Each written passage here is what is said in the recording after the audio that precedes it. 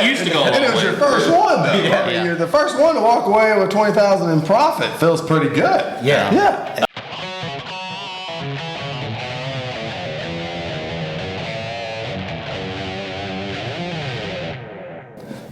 Hey out there, thanks for tuning in to the ProfitDig construction show, ProfitDig radio show. It's a construction show. All right, thanks, Chris. Yeah, we go back and forth. I know. Good market. One of these days we're going to come up with a name for this thing. All right, I'm Jeff Givens. I'm here with Christopher Work, Jerry Work behind the camera. And we have a special guest with us today, Jeremy Perkins. Thank you for being here, Jeremy. Absolutely, Jeremy. Thank you for having Appreciate your time. So Jeremy is quite an interesting individual. He's got an interesting success story. Maybe you could tell us a little bit about who you are, where you came from. Yeah, my name is Jeremy Perkins, and I'm an entrepreneur, businessman, general contractor, and from where I came from, I started investing in real estate back in 2006. Bought a small condo here in Dixon with the intention to do a little bit of work, live in it, do a little bit of work to it, sell it for a profit. And so I did that. Flip it. Yeah. What you say? Flipped the house. So times were booming. I was seeing a lot of people make money, and I thought, well, shit, I could do that. I know how to, work on things. I'd been in construction all through high school, working after school and in the weekends and summers and things like that. And at the time I was traveling around doing trim work, doing Abercrombie and Fitch stores and a lot of mall work, stuff like that. So Now, was that as an individual or with a company? Yeah, with a company. Okay. So I was like, shoot, I could do this. And so I did, and flipped my first house. I made about $20,000, and I thought, well, Jesus Christ, I'm basically Donald Trump at this point. Yeah. Yeah. That was a lot of money. Fresh out of school, Yeah. $20K. Oh, yeah. Oh, that goes. Yeah. Well, it used to go. a And it long was your way. first one, though. I mean, Yeah. you're the first one to walk away with $20,000 in profit. Feels pretty good. Yeah. Yeah. I felt, especially first time, right? Like Exactly. And then you can figure out how to optimize this, how to Yeah. do it better. Yeah, so, I was reading a lot of books, reading Donald Trump books, Richard Kiyosaki, Rich Dad, Poor Dad, all the things, and learning a lot at the same time. And so I thought, well, I think I could do this even better the next time. And so they had these loans, Fannie Mae come out with these awesome loans, zero down, interest only, and it balloons after so long. But it didn't balloon until after I would sell it anyway, so it didn't matter. So I thought, well, shit, I'd take the $20,000, reinvest it into the 3-bedroom, 2-bath house, got the pool, it's a bigger house, and turn the 20 into 40 or turn the 20 into 60, And that was my plan. The perpetual motion machine. Yeah, Yeah. keep working, keep multiple streams Absolutely. of income coming in, and so I had a good plan. Well, nobody knew that the economy was going to crash in 2008, and so I kind of got caught with my pants down in 2008 with the crash, and all of a sudden my house was upside down, more than $20,000. I think I bought the house for $112,000. Every time I looked it up, it was going down and down and down and down. At one point, it was like $90,000. It was worth like $90,000. You're like, what did I get into? Yeah. And then we start ballooning, and payments are getting higher and higher and higher. We'd go from $600 to $800 to $1,200, and it got to a point where it was almost unbearable. And I think I even at one point left the keys on the counter and just said, "Just come get this son of a bitch." Like, It's causing me so much anxiety. yeah, so much anxiety. So Yeah. Yeah. pain. Now, I this can't was in think of 08. it. Yeah. Yeah. Oh, wait. Yeah. Oh wait. And you were alone in 08, Oh, no. right? Yeah. I sold a house in 08. The house I was living in at the time, it only cost me, actually I wasn't living in it, I was renting it out. I needed to get rid of it. It only cost me $1,000 at closing. So I felt pretty good about that. Yeah. I was like, Yeah. And I was looking for those options. And I couldn't find anything because apparently I bought at the highest retail price I could. I didn't know anything about investing or how to buy value add and how to do the equations. to make sure I was covered in worst case scenarios. Like I wasn't thinking about that. I just thought everything. risk All I management knew at all. was you buy a piece of real estate, it doubles every year. That's all I ever saw. Yeah. Like a lot of people in 2020. It's working pretty well for Donald Trump. Right? Yeah. I mean, it's all I had to do is get in, is what I thought. Yeah. But it was a good lesson. So I started renting rooms out to friends and did everything I had to do. In that same property? Yeah. So you were renting some of the. So just Rooms. lived in it, rented rooms out to cover the deficit, managed it, ended up doing some research, figured out how to do what was it? I can't remember what kind. I refinanced out of the Fannie Mae because it got to a point where the government figured out that these crap loans were bullshit and they were trying to help everybody out. The people who were deep in that system. Yeah. So I got it refinanced and got the payment back down at a reasonable rate. They spread it out over a bunch more years and took away the interest only. And so principal started coming out and things, settled down after that. Well, by 2010, during the meantime, I'd been working different jobs in construction, framing jobs, trim jobs, things like that. Worked in sales for a wholesale distributor for a while, which was a really good experience for me. It was basically my college, working for the distribution company. It was about a $4 billion company. I started in the warehouse, worked my way up through sales, and this was in the And construction. what kind of wholesale? Swimming pool supplies. Swimming pool supplies. Okay. Yeah. And so I was dealing with contractors every day in that respect, but also I got to learn, operations in the warehouse. I learned management. I learned sales, business development, logistics, from the trucking perspective, manufacturing, distribution, retail. It gives you maybe a window into what's going on behind the scenes. Yeah. That if you didn't have that experience, I mean, maybe you could read it in a book, but it's not the same as being a part of that engine. Yeah, exactly. Yeah.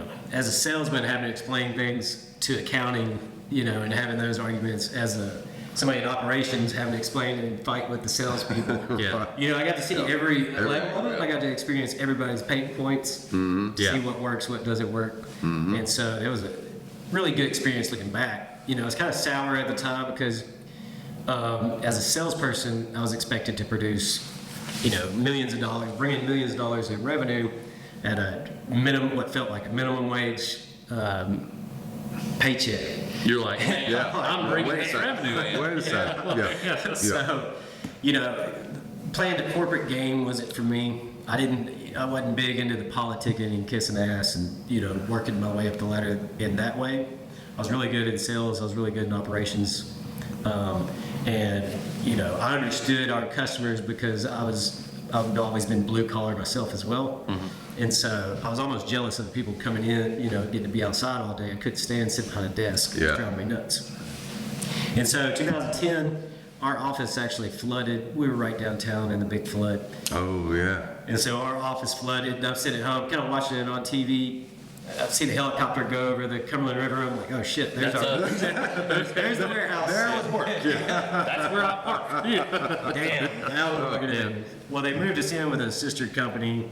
Nobody knew that we were related. This corporation had a monopoly on everything at the time. And everybody found out, that we weren't competition. We were actually the same company. And it was chaos. And so I decided to go ahead and quit then. And with the intention of just starting my own swimming pool business. I'd been to so many classes about, how to do these things. Worked with so many people that was in the industry that I felt like I had the knowledge and experience, at least in my head, Yeah. to be able to do it myself. And so I got my general contractor's license, 2010, my business license, all of those things, and started building swimming pools initially, in-ground swimming pools. We were doing vinyl liner pools, gunite, concrete pools. It took off pretty quick. And it led into doing a lot of commercial work for apartment complexes, things like that. The apartment complexes started asking me to do more and more stuff, where before I knew it, we were doing handyman stuff, fixing things, working on parking lots, whatever. And before I knew it, we were, remodeling 300-unit apartment complexes inside and out, and getting major, 6-7-figure contracts out of that. So I ended up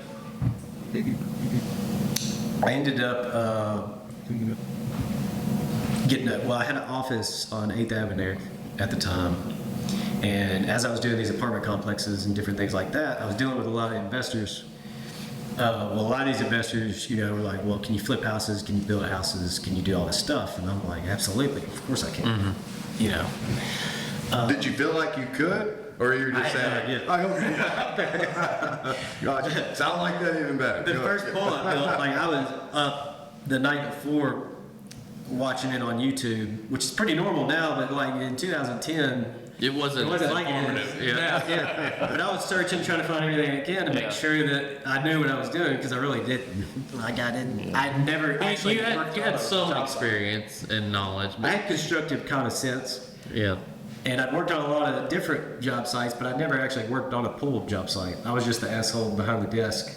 That everybody talks about. Yeah. Sounds good on paper, but he never been out here. So I was that guy. trying to make sure I could actually do what I said I thought I could do. So anyway, I never really had fear of taking on anything. It didn't bother me to do an entire apartment complex without ever doing them before, or build a house or anything else. And so a lot of people so I was able to sell jobs very easily because I was extremely confident no matter what, in that respect. So by 2014, I did it from 2010 to 2014. I ended up building lots of houses, remodeling lots of houses, doing flips for investors, the apartment complexes, the pools. Like I said, I had an office on 8th Avenue. I was living the high life, multi-million-dollar business. But if you came into my office, you didn't see anything but just stacks of paper and shit everywhere. There was no organization, there was no SOPs, systems, procedures, there was no rhyme or reason about how anything worked. It was like, get an invoice, pay it. Get an invoice, pay it. Keep the money flowing. Okay. And just this wheel of chaos. Yeah. That was going, and it seemed to be working. So I thought, I think we got money in the bank, so we should be okay. Yeah. But there was a point. If y'all want to stop me at any point, No, keep going. You're good. There was a point where I was sitting in my office downtown and thinking to myself, "This is a house of cards," and I had a gut feeling that I don't know when, but it's going to crash at some point. This is not sustainable. It's just, I don't know why, because I didn't have the accounting dialed in good enough to know that. Sure. There was cash flow. Yeah. That's just flowing Cash flow, everywhere short. it really felt like it was less coming than going for some reason. Yeah. So that, it didn't take but a couple breaks in the system where it really didn't take anything but pissing a couple people off and them holding my checks or not paying me. I had one client that didn't pay me like $80,000, and I thought, it's a little bit of a sting. You gotta understand we're getting millions of dollars in revenue, so I don't think $80,000 is that big a deal. But when you're doing $1 million and your profit is like 1% or 3%, Right. which I don't know what it was, but I'm sure it was nothing, because I'm just saying yes, and I'm the guy that 80 grand is suddenly a salary for a while. Yeah. So I'm the only one saying yes to these crap jobs, is what, looking back, is what's happening. Yeah. We actually, we talk about that quite a bit. we here have with talked Jim about that Spencer. quite a It's bit. like, Yeah. if you're winning every job, you're underpriced. Yeah. You're underpriced and you're working yourself out of business. You're working yourself out of Yeah. business. Yeah. Okay. So let's then. So 2014 happened, and the house of cards fell down. I'm guessing. Yep. I think that's where you were getting to. Yeah, so I'm trying to keep up with all this mayhem. And so I'm doing everything I can to keep up with it. I'm drinking a lot in the afternoons to try to not think about it. I'm taking Adderall and painkillers during the day to just keep going. So it's not even just financial at that point. Like it's affecting your entire life. Yeah, absolutely. Affecting everything. I was engaged at the time. You know, I had 3 children, 1 from a previous relationship, 2 with who I was engaged to then and who I'm actually married to now still, fortunately. And it was just a lot to keep up with. Never asked for help, never had a mentor, never, went down those roads. Always just had this front on. I know what I'm doing. I've got this. And, but keeping everything locked up in my head. And so I get a call from the bank and they're like, hey, we need to talk in person. I'm like, what do you mean? You need to come in. And I'm like, okay. And this was somebody close. Side note, that's never good. You typically don't want your banker calling requesting a personal meeting. I'm like, I probably got more money than I thought I did. They just won't let me know personally. No. Yeah. I knew it was bad. I didn't know what it was. And so they're like, look, you got 15 bad checks out here. And they're all over $500. And so you need to figure something out because eventually we're going to have to turn that in, and that's a felony on every charge. Yeah, it's serious business, yeah. Oh. All right. And there's a lot of things in between that's happened too. Like I was getting served with lawsuits and different things because, wasn't able to finish the job here because I'm focused over here, and things were just crazy. So you got lawsuits coming, the bank's on me. I'm like, all right, this is my crash. I'm just exhausted mentally, physically. There's really no way out at that point. And so at that point, and then my wife leaves me. I get 3 DUIs, so I'm dealing with all that. I lost my office, couldn't pay the rent. It's just continuing to escalate. Yeah, it just kept It's going. just snowball. You're thinking, and then the problems are escalating. Shit. Yeah, everything's hitting me. It just hit me, and it was pretty bad. And so, after the 3rd DUI, I lost 2 trucks. I gave the last one to my lawyer because I didn't have any money, and basically walking at this point. Felt like going from a millionaire to a homeless person overnight. Like I was even sleeping in my vehicles, wasn't allowed to go back home because of the relationship issues and things like that. Like it was bad. And that's a lot of what I talk about in this book. That's why I call it the entrepreneur intervention. It's related to We'll zoom in on the that. 12 steps of AA. It's just converted into a business sense, but I knew at that point I had to do something. So I just cold turkey quit the drugs and alcohol and antidepressants, which was really stupid to me. Shall we wrap this one up and then do like a part 2? Yeah. Absolutely. Yeah. All right. Yeah. Hey. You close out, Jeff. All right.